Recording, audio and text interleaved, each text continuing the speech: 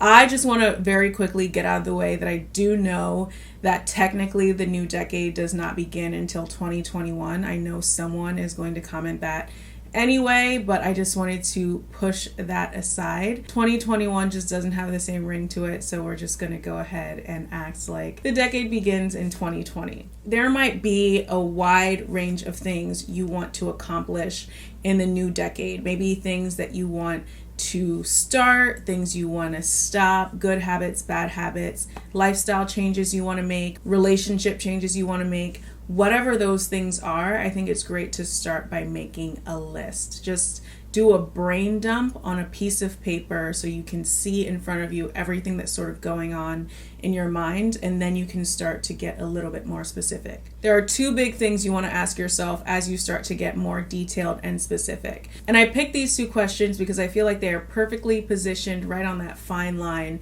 where you're positive but you're not delusional, and you're realistic but you're not pessimistic. So the first question is great because you're asking yourself, what do I desire? And you're not asking yourself, what do I lack? It's less of a complaining mindset as a more affirmative mindset. And that's just in line with the positive, faith-based thinking that I really want you to have with this exercise. And the second question brings in the realism. What can you change? For example, I'm 5'4". I'm not going to put on this list, I wish I was 5'8", or I have a more curvy body type. I'm not going to put on this list, I want to be a size 00. That's what I mean about what can you change. You want to keep your goals and aspirations realistic and within the realm of your control. Write down those things that you desire. Write down those things that you want, and really take time to let go. Close your eyes, meditate, spend some time alone without distractions. And as you write that vision down, allow your mind's eye to begin to see it. The imagination is very, very powerful. I believe that the imagination is God's gift to us as creative beings made in his image, to be able to see the things that he speaks to our hearts and to see the things that we believe him for before we actually see it. That's the power of faith. You have to believe it to the point of seeing it. So take time to really bask in that vision, bask in your imagination. The more you open yourself to your imagination, the more God will start to speak to that part of you, and the more positive you'll find yourself becoming. Then the next thing you want to do is start to draft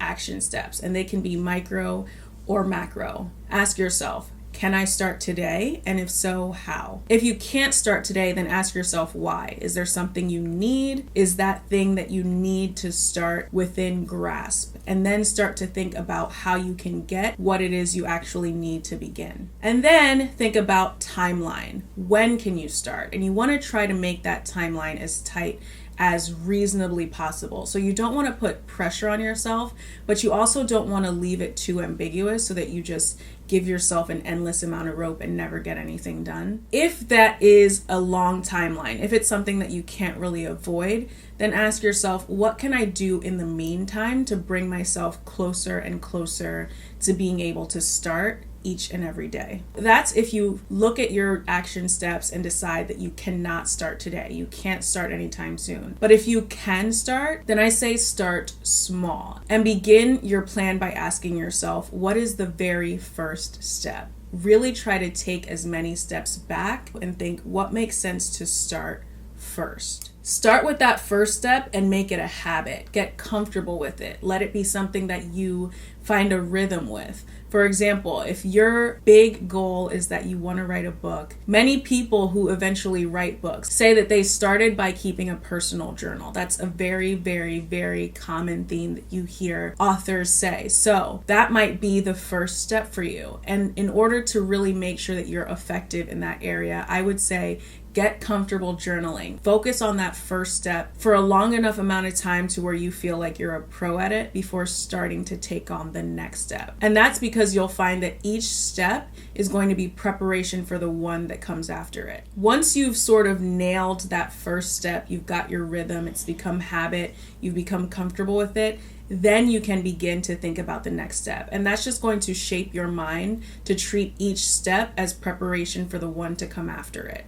And that's a really great way to approach any big issue or serious goal. But then you want to make sure that you're taking time between steps. So let's say you start that journal, you're comfortable with it, and then the next step is, I want to start making my entries a little bit more narrative and a little less stream of consciousness. And that's a great idea. That makes perfect sense if you're looking to write a book. But in between those two steps, you want to take time to reevaluate. Think about the first step, think about the second step. Do they make sense in tandem, and are they moving you in the right direction? And this is because a lot of times ideas seem really good in theory, but they're not so great in practice. So you want to make sure that you're thinking consciously and critically as you go through the steps. You don't want to be on autopilot. You don't want to sort of be in this automatic mode where you're just checking things off your list, because you want to be able to adapt and change if your desires change, or if you find that there might be a better way to go about reaching your goals. This happened to me a while back when I lost like 70 pounds. I had started my weight loss journey saying, okay, I want to do diet first and then begin with exercise. They always tell you that weight loss is like 70% made in the kitchen. So I thought if I could get my diet together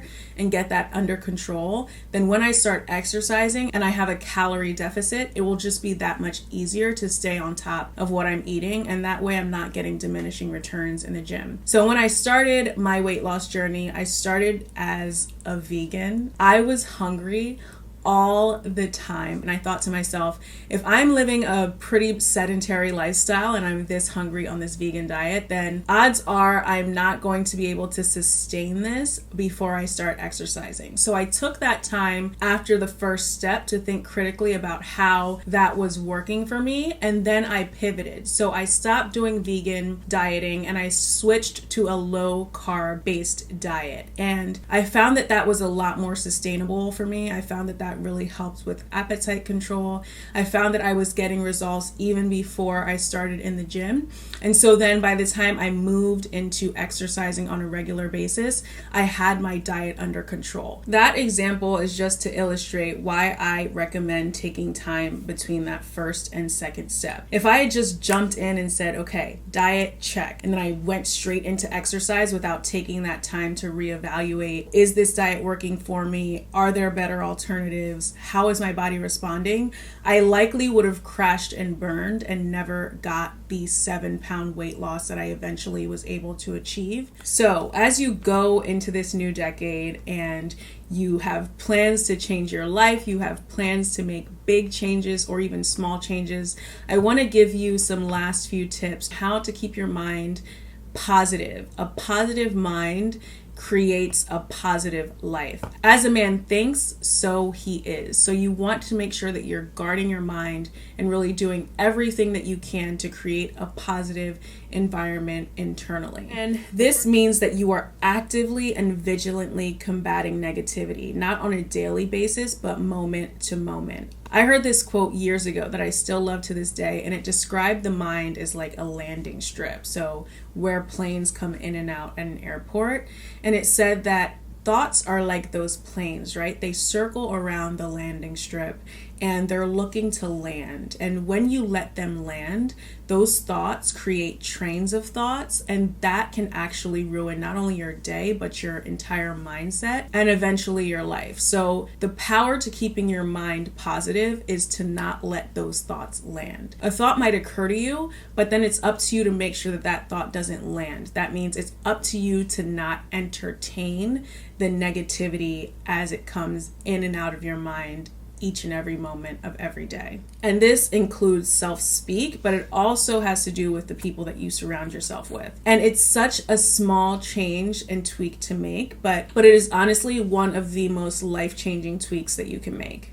In addition to curating your circle, you want to make sure that you're refilling yourself with affirmations. For me, that means reading my Bible each day, spending time in prayer and meditation, and also making sure that I'm listening to messages. I'm not allowing my mind to sort of wander or go off course, when I feel myself feeling down or discouraged or frustrated, I'll just pop on a message on YouTube, and that just instantly helps to get me back on track.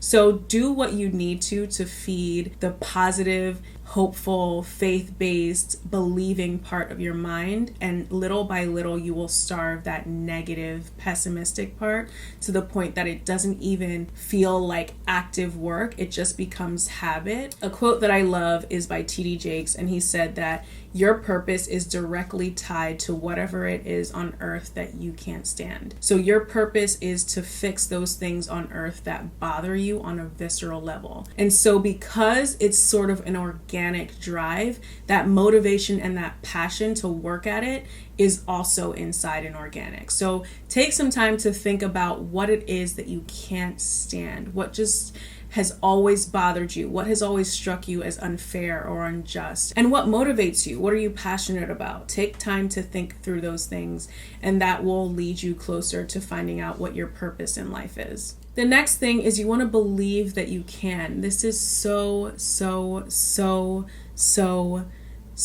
important. Yes, it is a process. Yes, it might take a long time, but it begins with a decision. And what a lot of people don't realize is that any big decision or commitment that you make comes with countless, millions, thousands, subsequent smaller decisions that you need to make every moment of every day following until you reach that goal. Just be prepared to honor your decisions with smaller subsequent choices that you will have to make along the way, and a lot of time it will require sacrifice. And this brings me to the next point, which is be patient, okay? Be patient and be forgiving. Every goal takes time. Sometimes it'll take longer than you expect, and sometimes you'll be pleasantly surprised to find that it takes a shorter amount of time.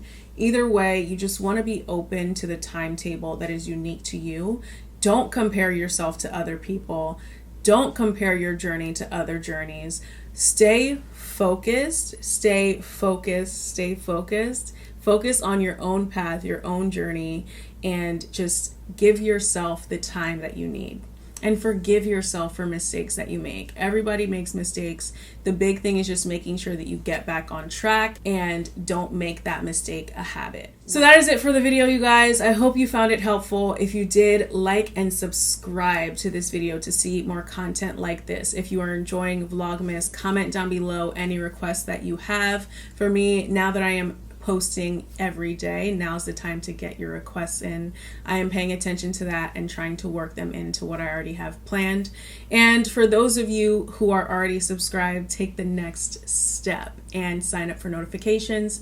This is good because YouTube no longer populates every single video in the subscription feed, but this way you are up to date with the content. So you don't have to watch every single video, but this will let you know when I post so that you don't miss any new content that's coming. I will have new content every day. Also, share this video with your friends. I know that a lot of people are trying to get back on track or trying to achieve certain goals in this new decade. So spread the word to your friends and start a support group, start a group of women, guys who are trying to get their lives on track so that you can encourage and build each other up when you get discouraged or frustrated. So thank you guys so much for watching. I love you guys so much, and I can't wait to see you in my next video.